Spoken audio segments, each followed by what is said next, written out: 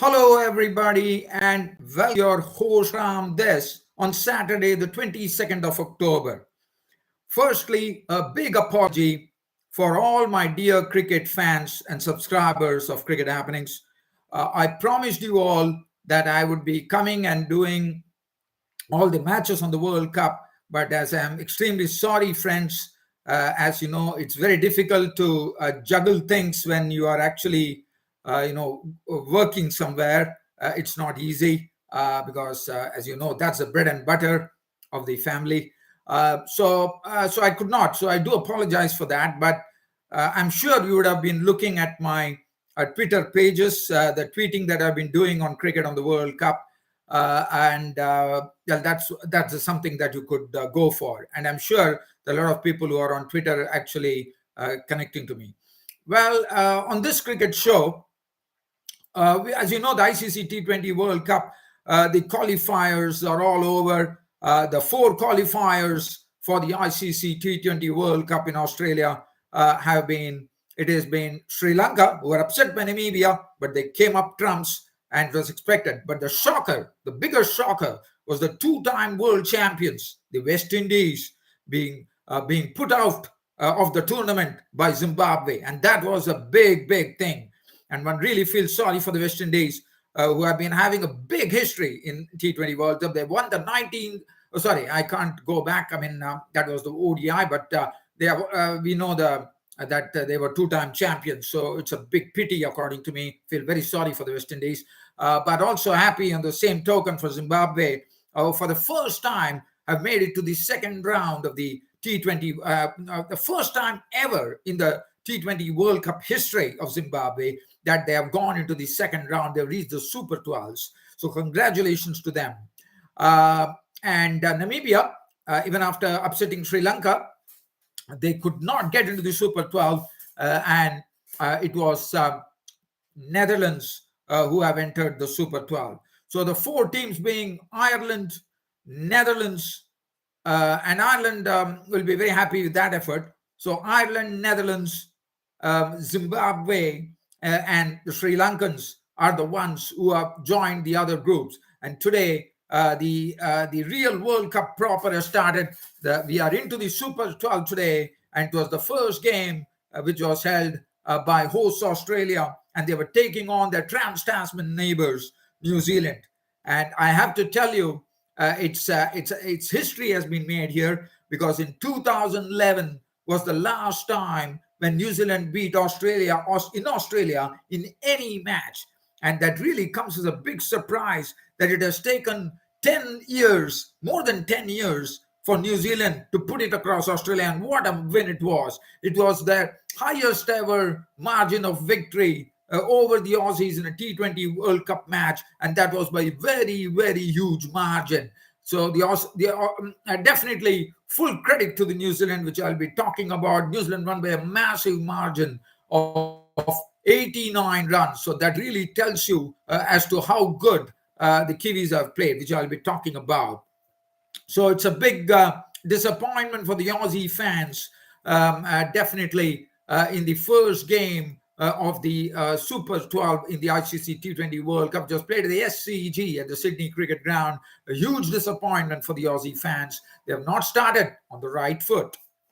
Now, talking about, and also what I have for you in store. So I'm going to do a sort of a brief preview. In the meanwhile, I will take you down to the game between England and Afghanistan. A live update coming here as I'm speaking to you. The first wicket has fallen. The Afghanistanis have struck here. It's Fazal Faruqi who has taken the wicket. He's taken a big wicket there as Josh Buttler, the English Josh Buttler is gone. Josh Buttler is gone. He's caught at square leg by Mujibur Rahman as Fazali Faruqi picked up the wicket off for 18. But as you know, Afghanistan's were rooted out for 112 with Sam Curran taking a fifer, taking 5 wickets for 10 runs, and England have nothing to worry here. They need 78 runs in 90 balls. Hales is 11, and currently the score stands at 35 for 1. So I will definitely dip in when any cricket update is required. But in the meanwhile, I'm keeping an eye on the England-Afghanistan game here as I'm speaking to you. The other thing that I have, there's the big thing coming up in the ICC T20 World Cup as far as India and Pakistan are concerned. It is tomorrow's match between India versus Pakistan at the Melbourne Cricket Ground, the MCG as you call it.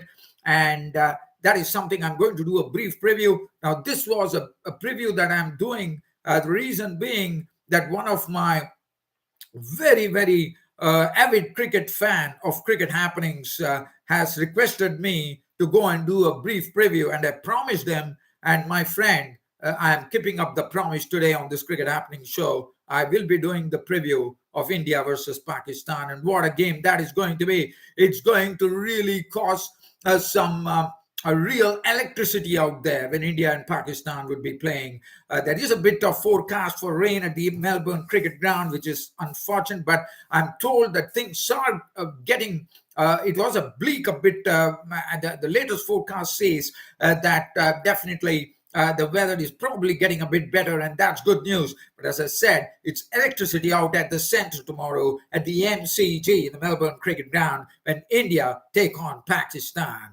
And I'll be doing a brief preview of that. In the meanwhile, just talking about the qualifiers, Namibia upset Sri Lanka. Everyone was thinking Namibia had done well, but Namibia were gone. I thought United Arab Emirates played their bit, but they could not make it. Scotland came close. They lost it. Ireland have done it. Zimbabwe coming for the first time in T20 World Cup, as I said. The biggest shocker to me was West Indies getting out of it. Netherlands have made the cut as well, but the biggest shocker, I think, is this World Cup has been the West Indians being thrown out of the tournament, packing their bags back to West Indies, I reckon, and they have to come to West Australia once again because we're going to play some ODIs and tests, if I'm not wrong, after the World Cup is over. Well, so let me not waste any further time. Let's dip into it here. And let's get on to the first game, as I said, of the Super 12 of the ICC T20 World Cup. It was Australia, the host, taking on New Zealand, and what a game we had. As I said, it's since 2011, New Zealand have not won a single match against Australia in Australia, and it has really come as a big surprise that the Aussies have been beaten in their own yard by a big, massive margin, the biggest World Cup T20 World Cup margin by New Zealand over Australia by 89 runs, and New Zealand totally deserving all the credit for the way they did it. So let's have a look at the New Zealand card. Now, New Zealand running up a huge score of 200 for 3.